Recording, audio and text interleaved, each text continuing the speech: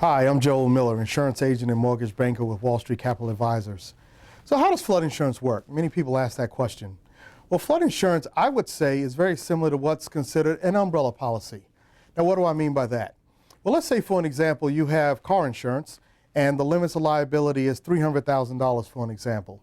Well, let's say you're in an accident and the liability for that particular individual that you hurt is $500,000. Where would that additional $200,000 come from? Well, for many people, they take out an umbrella policy which covers any other kind of liability that you would have related to that vehicle. And so it offers that additional layer of protection. Well, flood insurance actually works the same way. And the reason why is because your homeowner's insurance only covers certain things related to the home, and a flood insurance policy would actually go above and beyond that to cover things not covered by your typical homeowner's policy. So what do I mean by that? Well, let's say, for an example, there's a storm that takes place, and during this storm, a tree falls on your home and punches a hole in the roof. Well, your typical insurance policy will fix the repairs that are related to the roof and obviously move the tree and do all those types of things. But what if the tree fell because of a torrential downpour? And as you know, rain will travel. Imagine it gets in the home, it runs down the joists and the trusses of the home, and now you have water damage throughout the house.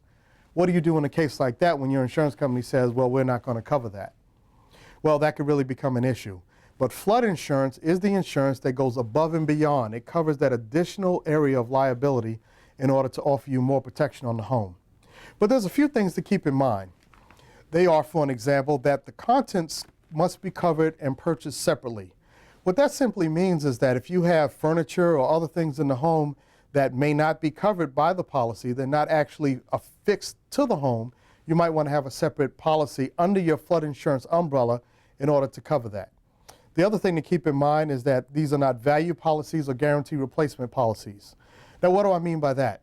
Well, your homeowner's policy, for an example, covers the house based on the value of the home, okay? These policies are not written that way. They're based on a certain dollar amount of coverage, and you have to elect what amount of dollar coverage you want for that particular home.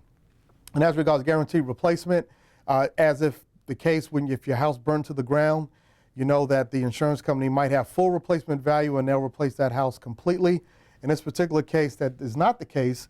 It is not guaranteed replacement, but it's coverage up to a particular dollar amount. So there you have it. How does flood insurance work? Now you know.